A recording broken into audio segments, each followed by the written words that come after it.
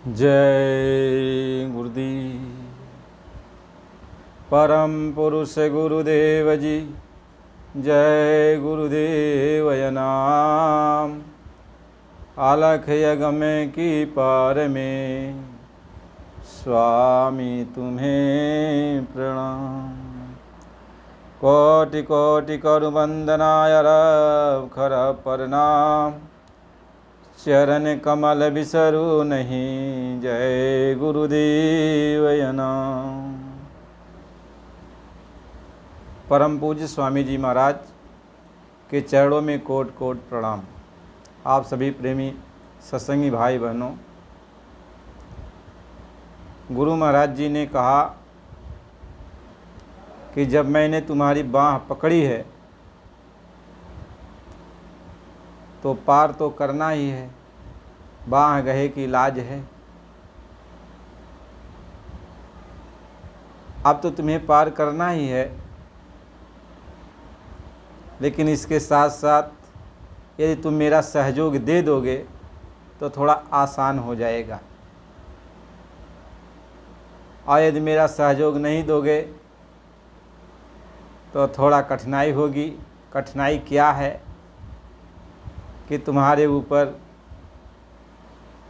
जो दुखों का पहाड़ आएगा, मुसीबतों का पहाड़ आएगा, तो मुसीबत में तुम घबराओगे, रोओगे, चिल्लाओगे, तकलीफ़ों में पड़े रहोगे। अब तकलीफ़ों को साफ करने में तो समय लगेगा,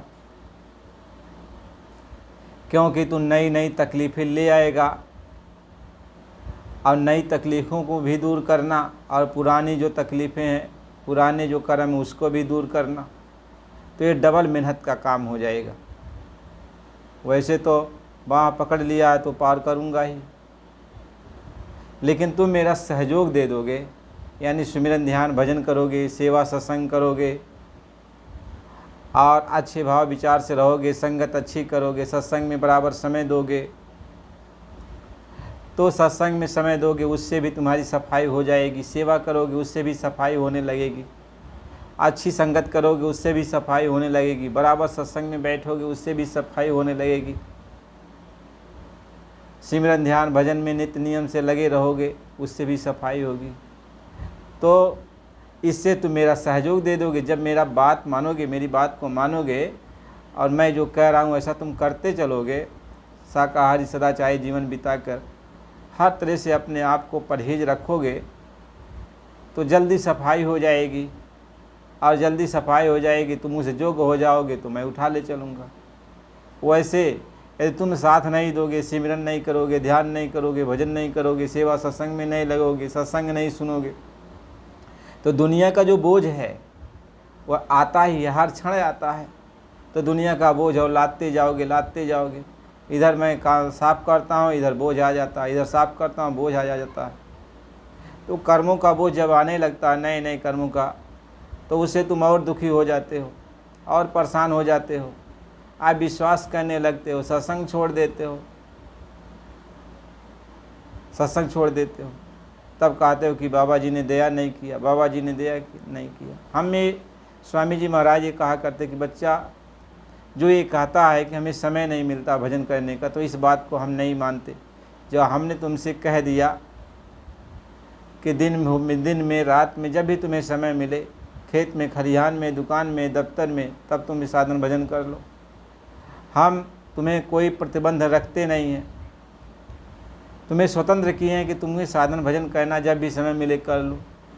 और इतना भी कहते हो कि नहीं हमें समय मिल रहा, स्नान करते समय उसमें भी अपना कर लो, भजन कर लो। नहीं कुछ मिलता है तो शौच करने के लिए जाओ, वहाँ कर लो। फिर भी यदि ये सब भी नहीं कर सकते हो, तो दुनिया में तुम यहाँ संसार में आए हो तो एक बोझ बन के आए हो। तुम्हारा इस संसार में रहना ठीक नहीं है। तुम चुल्लू भर पानी में नाक रगड़ के मर जाओ।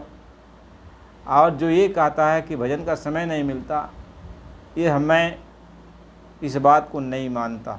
भजन करने वाला जो होता है वह समय निकाल लेता है। भूख लग जाए तुम्हें तो तुम समय निकाल लोगे भोजन करने के लिए। तुम्हें नैतिक कर्म यानी शौच आदि क्रिया करने का समय आ जाएगा तो ज़रूर समय निकाल लोगे, जाओगे, करोगे। ऐसे कोई ऐसी अकस्मात बातें आ जाती हैं, तुम समय निकाल लेते हो। तो भजन करने के लिए तुम्हारे पास समय नहीं है,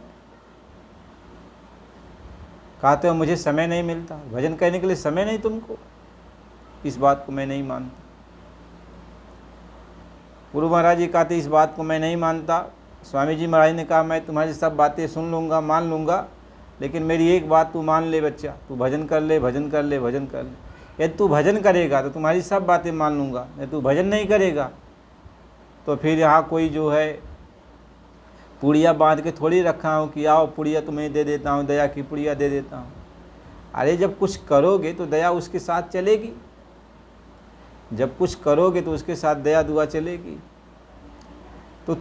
तो सब काम की प्रमुखता है, भजन की भी प्रमुखता है, सेवा की भी प्रमुखता है, सत्संग की भी प्रमुखता है, परमार्थ की प्रमुखता है। यानी संत मत में जितनी भी चीज़ें हैं सब की प्रमुखता है। यानी सब जो कुछ भी तुम्हें मिल जाए ये सब तुम्हें करना चाहिए।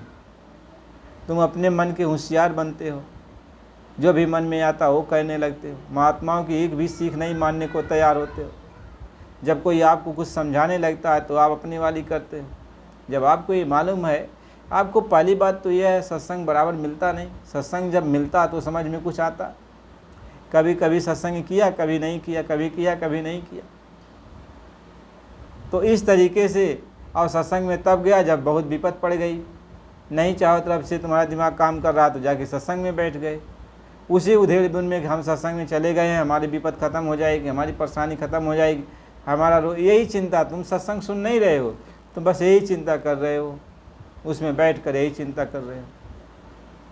महात्मा ये समझाते हैं तुम जो है जो भी काम करते हो लोभ की बस करते हो, पेट की बस करते हो, मान बढ़ाई की बस करते हो।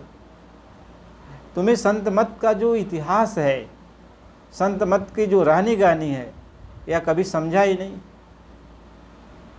बनते हो अपने को बहुत होशियार, लेकिन कभी समझ में ही नहीं आया कि संत मत की रहनी क्या है। साधु स्वभाव किसको कहते हैं? साधु स्वभाव किसको कहते हैं? आखिर संत मत की रानी साधु स्वभाव ही तो है। हमारे अंदर जलन है, हमारे अंदर मोह है, माया है, हमारे अंदर नाना प्रकार की कमियां हैं, हम साधु स्वभाव में हैं। इनकी उनकी निंदा चाहे चुगलाई में लगे हैं। कौन महात्मा छोटा है, कौन महात्मा बड़ा है, कौन पहुंचा है, कौन अधूरा है, इसकी चिंता में हम पड़े हुए हैं।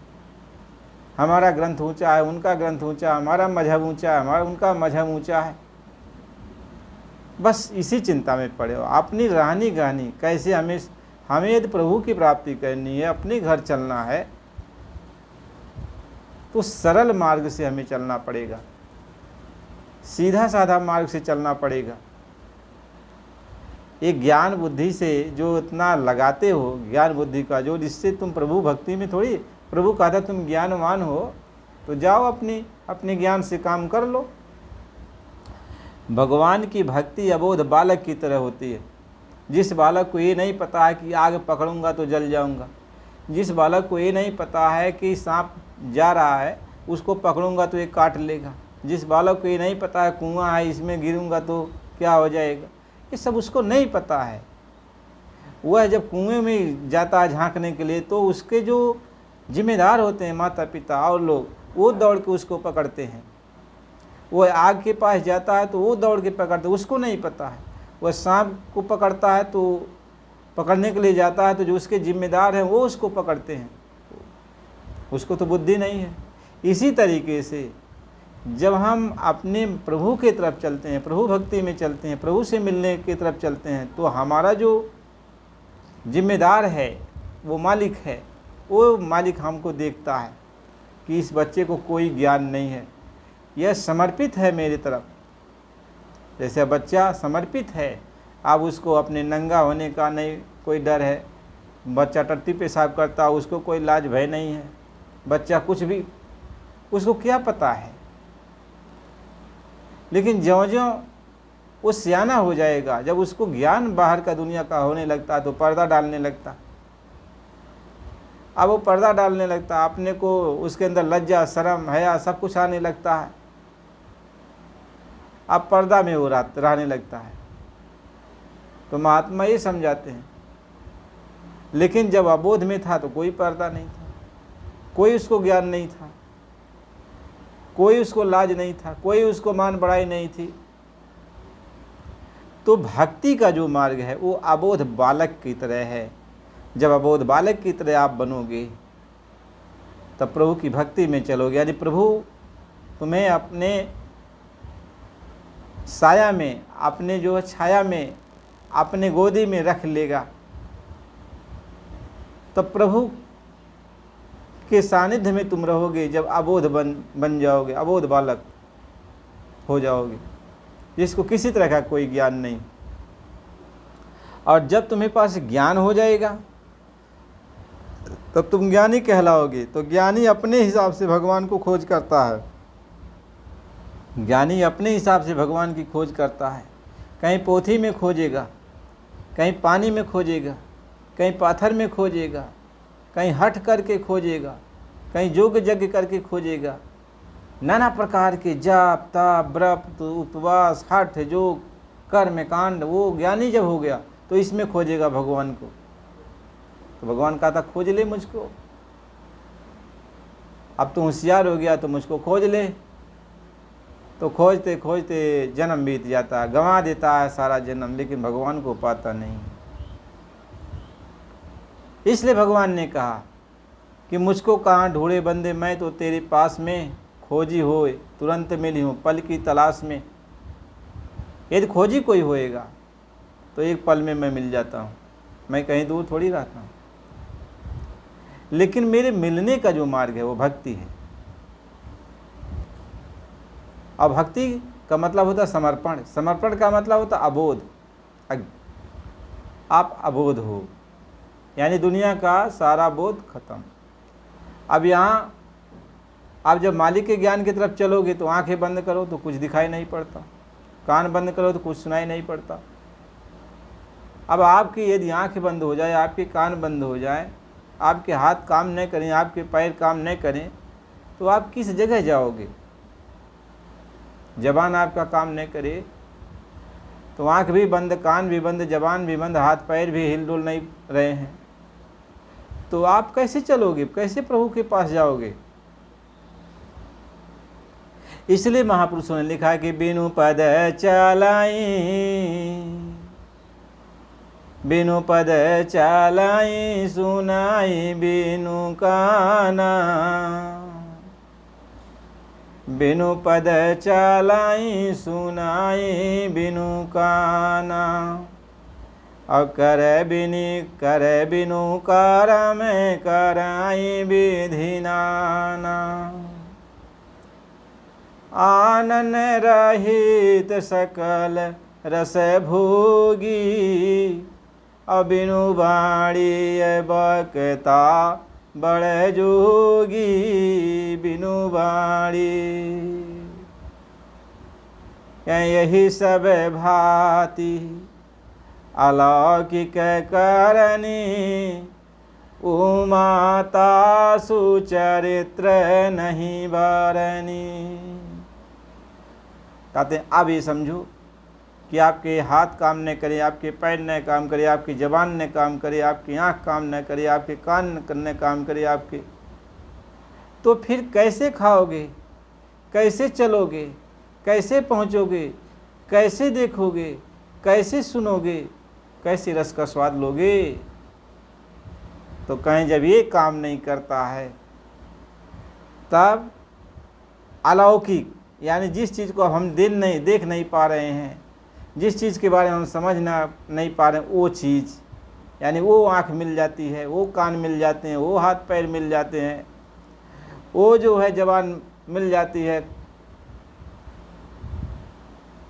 अब उससे हम मालिक का दर्शन करते हैं, मालिक के वचन को सुनते हैं, मालिक के रस का स्वाद लेते हैं। अब उससे हम जहाँ मालिक बुलाता वहाँ हम पहुँच जाते हैं। सही तो एक जगह पड़ा है, लेकिन हम चले गए, वहाँ चले गए, उसके पास चले गए।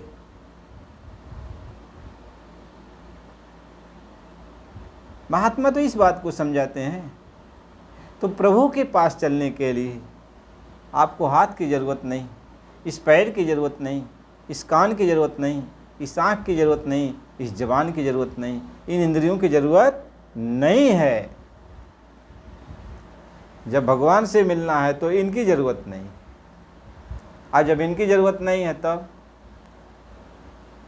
तब कैसे आप भगवान से मिलोगे? अब ये आत्मा परमात्मा से कैसे मिलेगी? आत्मा अबोध है। आत्मा उस मालिक के लिए अंदर अंदर विरह तड़प पैदा उसके अंदर होता है। जैसे कोई अंधेरी कोठरी में पड़ा हो, बाहर से ताला लगा हो, मजबूत ताला लग गया, किवाड़ी बंद है, चारों तरफ सब कुछ बंद है, कुछ दिखाई नहीं पड़ता, कुछ सुनाई नहीं पड़ता। अब जीव उस कोठरी में बैठकर भावुक होकर उस प्रभु की आराधना में लग जाता है, रोता है, तड़पता है, तड़पता है। अब अंदर उसके अंदर वेदना चालू हो जाती है। क्यों? कि वो जानता है दरवाज़ा खुल नहीं सकता, हम बाहर निकल नहीं सकते, हम जा नहीं सकते। ऐसे जब हाथ काम नहीं करता तो जीव जानता है हाथ से कुछ कर नहीं सकते, पैर से कहीं जा नहीं सकते, आँख से कुछ देख नहीं सकते, कान से कुछ सुन नहीं सकते, ज़बान से कुछ बोल नहीं सकते। वो जान गया, जैसे हम कोठरी के अंदर बंद हैं तो हम जान गए हम निकल नहीं सकते। एक प्रभु ही की आराधना करना यही एक मार्ग है। ऐसे ही आत्मा ये जान जाती है कि परमात्मा से मिलने के लिए यह शरीर के इंद्रियों के अंगों से हम जो भी काम करेंगे परमात्मा तक नहीं पहुंच सकते। तब वो आत्मा तड़प के साथ परमात्मा को याद करती है। अब इसको जिक्र रूही सुमिरन कहते हैं। अब जबान को बंद है, आंख बंद है, कान बंद है, अब शरीर से कोई मतलब नहीं, सब दरवाजे बंद हैं। अब वो जिक्र करती है, ख्याल करती है। कहें जिक्र कर तू फिक्र को छोड़ दे, और कन के और कामनी बाघ लगा। कहते हैं अब वो अंदर जिक्र करता है कि चारों तरफ बाघ है, चारों तरफ आग है। कहें डाके साके शोर साफ करेंगे, और शोर सुन के तब नाई डरना। चारों तरफ जीव को घबराया जा रहा है, तड़पाया जा रहा है, इसको जो है भय दिखाया जा रहा है। लेकिन अब तो मजबूर है ना, मजबूर है। अब हाथ पैर आपका बंध गया, आप जंगल में आप कोई छोड़ दिया, आप देखते हो कि शेर आ रहा है, कोई जानवर आ रहा है मुझे खाने के लिए, मुझे काटने के लिए। आप देख रहे हो, अंदर अंदर आप सोचते हो कि कैसे बचूं, लेकिन बच नहीं सकते। आंख बंद कर लेते हो कि अब जो होगा मालिक। तो महात्मा कहते बेबस, जब जीव बेबस हो जाता है, जब जीव बेबस हो जाता है कि हम कुछ नहीं कर सकते, इस चीज को जान जाता हम कुछ नहीं कर सकते, तो संपूर्ण रूप से वो समर्पित भगवान के प्रति हो जाता है कि अब आप ही। बस आंख बंद कर दिया दुनिया से, आंख बंद कर लिया दुनिया से, सारे सहारे टूट गए। अब एक मालिक का सहारा।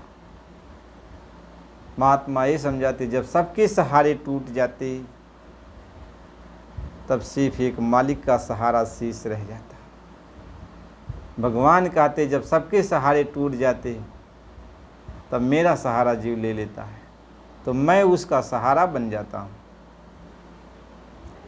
मैं उसका सहारा बन जाता हूँ। तो आपको तो क्या करना चाहिए? आपको भक्ति मार्ग पर चलना है, अपने घर जाना है। जब स्वामी जी महाराज समझाते कि बच्चा देखो दोनों आँखों के मध्य भाग में यहाँ पे आत्मा बैठी है, इसका निशान है कि ये आसमान के ऊपर। कहते ये आसमान देख रहे हो, इसके ऊपर आत्मा बैठी, लेकिन उसका ये निशान है दोनों आँखों के बीचों बीच। इसको छठा चक्र कहते हैं। आत्मा जिस जगह बैठी है वह स्वर्ग और मृतलोक का नाका है, बीचों बीच सीमा है। उधर स्वर्ग है और नीचे मृतलोक है। उधर ख्याल करेगी तो स्वर्ग देखेगी और नीचे ख्याल करेगी तो मृतलोक देखेगी। नाके पर बैठी, सीमा पर बैठी, ये सीमा पे आत्मा बैठी। महात्मा इस बात को समझाते, प्यार से समझाते हैं कि बच्चा इस बात को तो समझो, आत्मा इस सीमा पर बैठी। अब आत्मा चाहे तो ऊपर चली जाए और चाहे तो नीचे चली जाए। कहें 9 दरवाजे मैल है सब गंदम गंदा, आ उत्तम तेरो नाम है बिसरे सुगंधा। कहते 9 दरवाजे में तो सब मैल है, आँख से, कान से, नाक से, जबान से और इन नीचे के इंद्रियों से तो क्या निकलता है? मैल ही तो निकलती है, गंदा गंदा मैल निकलता है। कहते एक ऊपर की तरफ ख्याल लगेगा तो नाम, मालिक का नाम है, मालिक का नाम है। ऊपर क्या है? मालिक का नाम, ईश्वर का नाम, ब्रह्म का नाम, परब्रह्म का नाम, महाकाल का नाम, सत्य पुरुष का नाम। उधर ये जितने हैं सब मालिक है। ऊपर किसका नाम है? मालिक का नाम है। जिस भी नाम को आप पुकारोगे तो आप ऊपर जाओगे, जिस भी नाम की आराधना करोगे आप ऊपर जाओगे और उसकी दया मिलेगी, उसकी ताकत मिलेगी, वो अपनी तरफ खींचेगा, वो अपनी तरफ खींचेगा। और नीचे जब याद किया तो नीचे चले जाओगे। नीचे आपको याद करने के लिए क्या है? यहाँ का कौम है, मजहब है, यार हैं, दोस्त हैं, परिवार है, समाज, ये नीचे खींच रहे, ये नीचे खींच रहे हैं। यानी 9 दरवाजों के द्वारा जब इनकी तरफ आप देखोगे तो ये आपको नीचे खींच लेंगे, और उस ऊपर की 10वीं गली से जब आप देखोगे तो उधर के लोग आपको अपनी तरफ खींच लेंगे। यानी ऊपर नाम है और नीचे काम है। जान गए? ऊपर क्या है? नाम है और नीचे क्या है? काम है। ऊपर क्या है? अमृत है, नीचे क्या है? विष है। ऊपर चले जाओगे तो जन्म मरण के बंधन से छूट जाओगे, और नीचे चले जाओगे तो जन्म मरण के बंधन में चले जाओगे। उधर छूटना है, इधर बंधना है। बस सीधी सादी बात है। तो ऊपर चलने के लिए नीचे को छोड़ना है, और नीचे आने के लिए ऊपर को छोड़ना है। ऊपर छूट गया तो नीचे चले आए, नीचे छूट गया तो ऊपर चले गए। ये तो भगवान समझा रहे, यही महापुरुष समझाते हैं। अपने घर चलना है तो नीचे छोड़ दो, और नीचे रहना है तो ऊपर का छोड़ दो। तो ऊपर नाम है और नीचे काम है। इसलिए कहा जहाँ पे नाम है वहाँ पे काम नहीं, और जहाँ पे काम है वहाँ पे नाम नहीं। यानी ऊपर नाम है तो एक काम वहाँ नहीं है। यानी जो कर्मेंद्रियों का जो काम है, विषयों का जो काम है, इंद्रिय विषय भोगों का जो काम है, ये वहाँ नहीं है। विषय भोगों में, यहाँ काम में आपको विषय मिल रहा है पीने के लिए, मोह मिल रहा है, लोभ मिल रहा है, ज्ञान अज्ञान मिल रहा है, लाभ हानि मिल रहा है, जस अवजस मिल रहा है, जन्म मरण मिल रहा है। ये सब यहाँ की धरोहर आपको मिल रही है। जहाँ एक काम है, यहाँ कर्म है, और उधर अकर्म है। यानी इन इंद्रियों के द्वारा, इन चीज़ों के द्वारा वहाँ कोई कर्म नहीं है। इसलिए ये मानव शरीर कर्म और अकर्म के बीच में है। मानव शरीर जब मिल जाता है तो चाहे कर्म में बंध जाओ और चाहे अकर्म, चाहे बंधन में बंध जाओ चाहे बंधन से निर्बंध हो जाओ। तो निर्बंध कौन है? वो नाम है। और बंध कौन है? काम है। काम को पकड़ लिया तो बंधन में नीचे आ गए, और नाम को पकड़ लिया तो निर्बंध हो गए, यानी बंधन नीचे का छूट गया। तो इसमें ईश्वर को बड़ा कहा जाए कि ब्रह्म को बड़ा कहा जाए, कि पार ब्रह्म को बड़ा कहा जाए, कि महाकाल को बड़ा कहा जाए, कि सतपुरुष को बड़ा कहा जाए।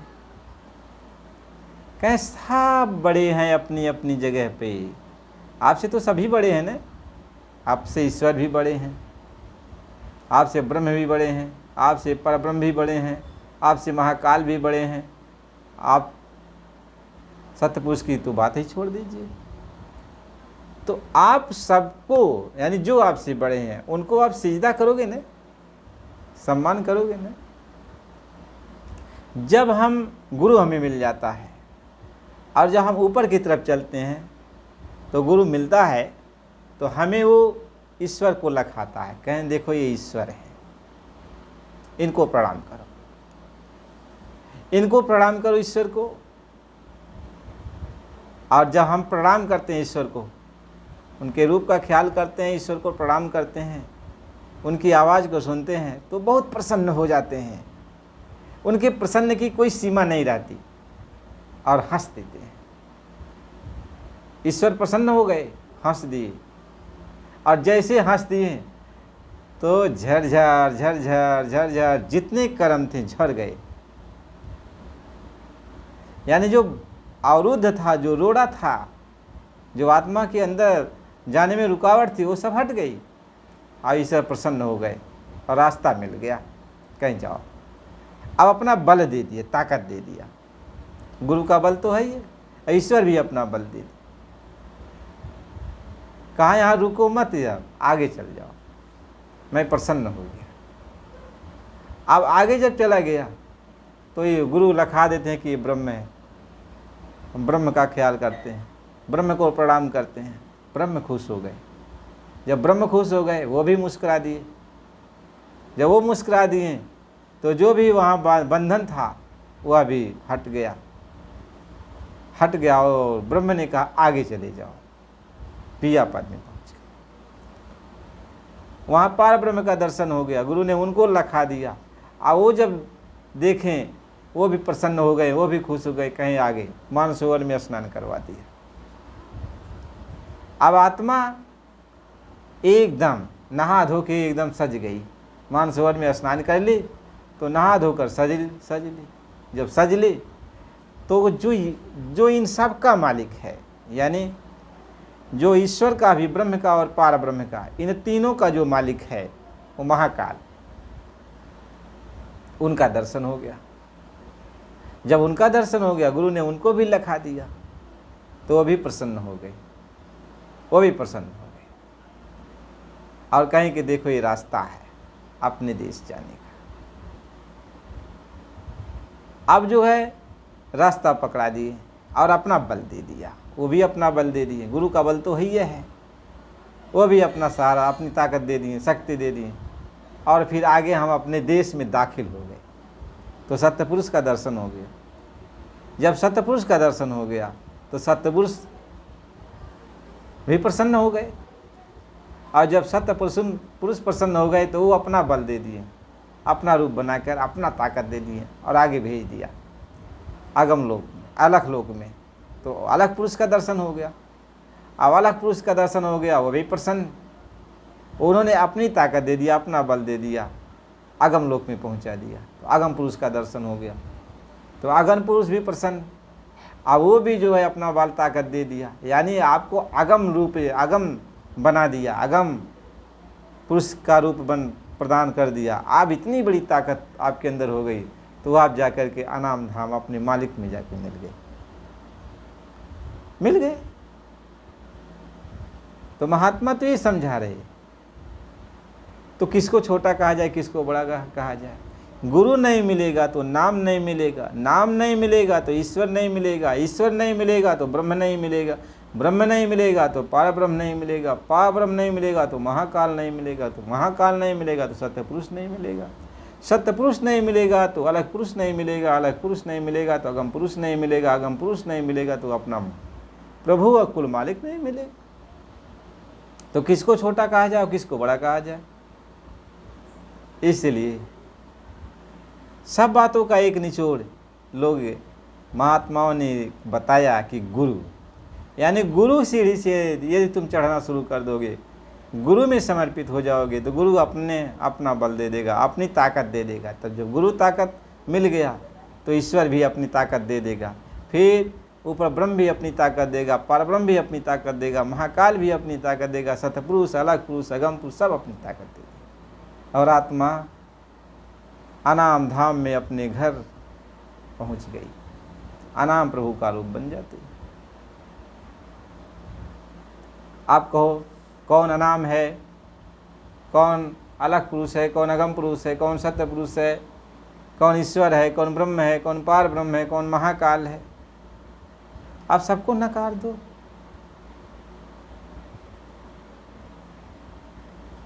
तो ये ठीक नहीं है ना। जो चीज़, अरे भाई अपनी माता को नकार दो, अपने पिता को नकार दो, अपने भाई को नकार दो, अपने रिश्तेदारों को नकार दो, अपने यार दोस्तों को नकार दो, अपने पुत्र को नकार दो, अपनी बहन को नकार दो, अपने सगे संबंधियों को नकार दो। तो ये ठीक नहीं है ना, ये ठीक नहीं है ना। जो सत्य आपके सामने हैं तो इनको आप नकार दो, तो ये सही नहीं है ना। ऐसे देवी देवता भी हैं, इनको नकार दिया, ईश्वर ब्रह्म पार ब्रह्म ये सब भी हैं, इनको नकार दिया। और जो है सत्य पुरुष, अलग पुरुष, अगम पुरुष ये सभी हैं, तो इनको भी नकार दिया। तो महात्मा ये समझाते हैं, तो सबको नकार दिया, तो जो सही है उसको नकार दिया, तो फिर और क्या बचा? और क्या बचा? लास्ट में आप कह दो कि आत्मा ही आत्मा। अरे आत्मा है तो परमात्मा है, आत्मा है तभी तो परमात्मा है, और परमात्मा है तभी तो आत्मा है। आत्मा है तभी तो परमात्मा है, और परमात्मा है तभी तो आत्मा है। तो आत्मा, आत्मा किसको कहते? जो एक सागर है, महासागर, जो जान है सबका, जिसको अनाम कहते उसको आत्मा कहते हैं, अनाम कहते हैं उसको आत्मा कहते हैं। अनाम से लहर उठती है तो जिसको अगम, अलग और सत्य लोग सत्य पुरुष कहते, अगम पुरुष, अलग पुरुष, सत्य पुरुष ये कहते। और वहाँ से किरण निकली, किरण निकली जिसको सूरत कहते। सत्य पुरुष से किरण निकली उसको सूरत कहते। तो ये सूरत जब सत्य पुरुष में जाएगी तो धारा बन गई। अब वही धारा जब अपने धाम चली गई तो महासागर हो गई। अब आत्मा तो उसी को कहते हैं, वह अनाम महाप्रभु ही आत्मा, साहब की आत्मा। आत्मा का मतलब यह है कि उसके अंदर साफ समाये है। आत्मा का मतलब यही है कि उसके अंदर साफ समाये हैं। ये सारे लोकांतर समाया हुआ है, ये सारे जीव जंतु समाये हुए हैं, सारे ईश्वर ब्रह्म पार ब्रह्म महाकाल सत्य पुरुष अलग अगम पुरुष ये सब उसमें समाये हुए हैं। उसी को आत्मा कहते, नाम कहते। जिस भी नाम से उसको याद करो सब उसी के नाम है। अनाम कहो फिर भी उसके हजारों लाखों करोड़ों अरबों खरबों महासंख्यों सब नाम रख दो, फिर भी वो अनाम है, फिर भी वो आत्मा है, फिर भी वो आत्मा है। महात्मा तो इस बात को समझाते हैं, इसी बात को समझाते, इसलिए कहते हैं आत्मा। इस शरीर के अंदर जो आत्मा है वो उस परमात्मा की आत्मा, उसमें से एक किरण निकली, उसको हम यहाँ आत्मा कहते हैं, सूरत कहते हैं, सूरत कहते हैं। महात्मा तो इस चीज़ को समझाते हैं। अब जितने भी ईश्वर ब्रह्म पार ब्रह्म महाकाली सब जितने भी हैं सब एक एक सूरत किरण तो हैं, एक किरण है, सभी तो किरण है। हाथी घोड़े पशु पंछी जीव जंतु चर अचर जितने भी लोग हैं सब में तो एक एक किरण है ना, उस आत्मा की किरण है, रोशनी है। अब ये रोशनी उसी आत्मा से निकल रही है, आत्मा की ये रोशनी है। महात्मा इस बात को समझाते हैं। इसलिए हमें कोई छोटा और बड़ा करने के इस चक्कर में नहीं रहना चाहिए। हमें ये सोचना चाहिए हम आज़ाद कैसे होंगे, अपने घर कैसे जाएंगे, अपनी आत्मा में यानी अपने प्रभु में, अनाम प्रभु में। अपनी अपनी बोली भाषा में लोगों ने रख दिया। अब संतों की भाषा जब आ गई तो अब उसको अनाम महाप्रभु बता दिया, अगम प्रभु बता दिया, अलग प्रभु बता दिया, सत्य प्रभु बता दिया, फिर ब्रह्म बता दिया, पार ब्रह्म बता दिया, महाकाल बता दिया। ये संतों की भाषा है। ईश्वर ब्रह्म पार ब्रह्म ये सब बताया, सूरत बताया, ये उनकी भाषा है। वो अपनी भाषा में ये सब बताए। ऐसे हर जगह जगह की भाषा, हर लोगों की अपनी अपनी भाषा होती है। तो महात्माओं की ये भाषा हो गई। अब जो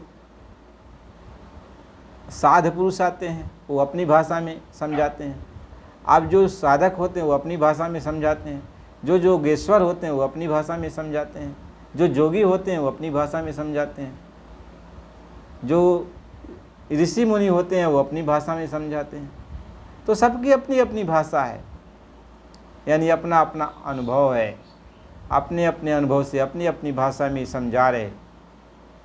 वैसे बात तो एक ही है, सूरज एक ही है। लंदन में भी है, अमेरिका में भी है, इंडिया में भी है, सारे देशों में सूरज है। लेकिन अपनी अपनी भाषा में सूरज को अन्य नामों से लोग पुकारते हैं, लेकिन सूरज एक ही है। आप चाहे उसको सूरज कहो, चाहे कुछ भी कोई नाम रखो, रवि कहो। महात्मा ये समझाते हैं सूरज तो सूरज ही है ना। अनेक नाम उसका रख दिया जाए तो अनेक नाम तो आप रख रहे हो ना। आप जितनी भाषा में, जितने मंडल में, जितने लोक में आप हो, तो अपने हिसाब से उसका नाम रख रहे हो। लेकिन सूरज का कोई नाम नहीं है ना, सूरज का कोई नाम नहीं है ना। लेकिन आपने उसको देखा तो आपने उसका नाम रखा कि सूरज है। यानी जिस मंडल में जैसे सूरज दिखाई पड़ा तो उस मंडल के लोग सूरज को अपनी भाषा में उसका नाम रखती है, सूरज को पुकारने लगे।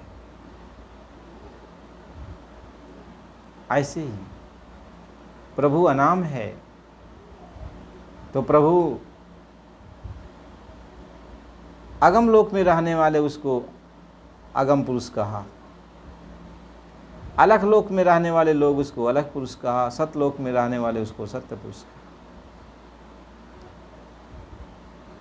महात्मा तो ये समझाते हैं।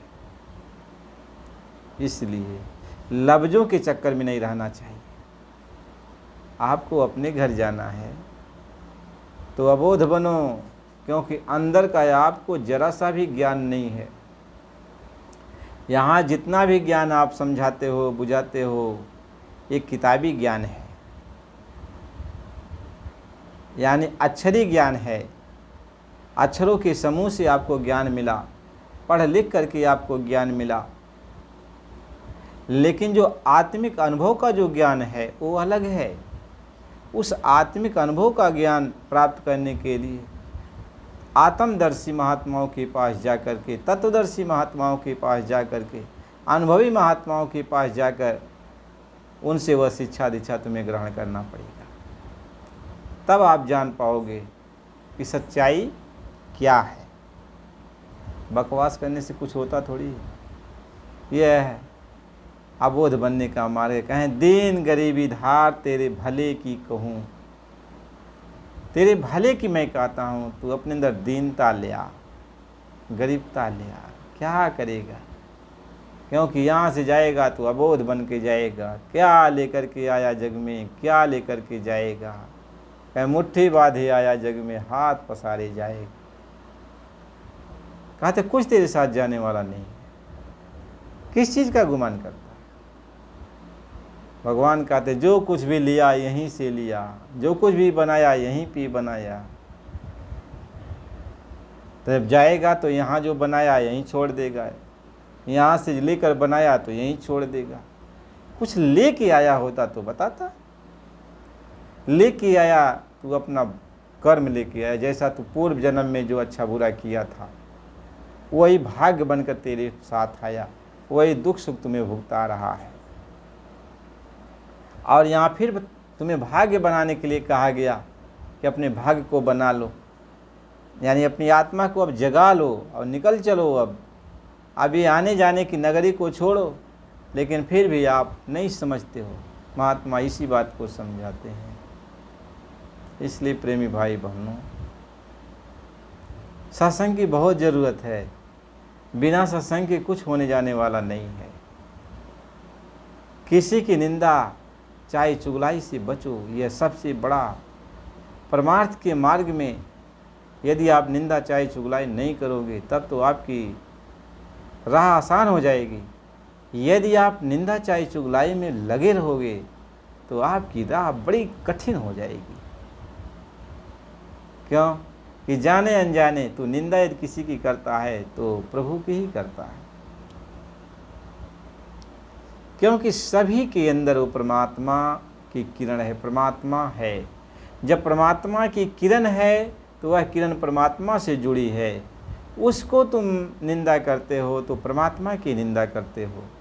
इसी को तत्व ज्ञान कहते हैं। जब इस तत्व के बारे में तुम जान जाओगे तो जानोगे जो कुछ भी तुम कहते हो उस प्रभु के ऊपर लांछना लगाते हो, अपने मालिक को, यानी अपने ही पैरों में तुम कुल्हाड़ी मारते हो। जैसे तुम परमात्मा से जुड़े हो वैसे वो भी परमात्मा से जुड़े हैं, वैसे वो भी सारी किरणें सारी सुरतें परमात्मा से जुड़ी हैं। तो परमात्मा से मिलने की तरफ चलना चाहिए, न कि परमात्मा से निकली हुई जो सुरतें हैं, जो आत्माएं हैं, उनके बारे में बुरा भला कहो। बुरा भला कहने वाला यही रुकावट है। यह किरण वापिस नहीं जा सकती, यही बंधन है इसका, यही बंधन है। इसलिए परमार्थ के मार्ग में, भजन के मार्ग में सबसे बड़ी रुकावट यह है जब आप किसी की निंदा करते हो, किसी को बुरा भला कहते हो, तो जान लो कि आपका भजन नहीं बन सकता। आप अपने घर नहीं जा पाओगे। इसको छोड़ दो, धीरे धीरे अच्छे गुण विकसित हो जाएंगे, आप अपने घर निकल चलोगे। इसलिए प्रेमी भाई बहनों, सत्संग की बहुत ज़रूरत है। हम आपसे हाथ जोड़ के प्रार्थना करते हैं कि आप सत्संग जरूर सुनो। और अभी तक यदि आप चैनल को सब्सक्राइब नहीं किए हो तो सब्सक्राइब कर दो, ताकि आपके पास ये सत्संग जाए और सत्संग आप प्यार से सुनो। सत्संग एक जीवन का सार है जो आपको बदल देगा। इसलिए सत्संग जरूर सुना करो और चैनल को लाइक करो, सब्सक्राइब करो। जय गुरुदेव।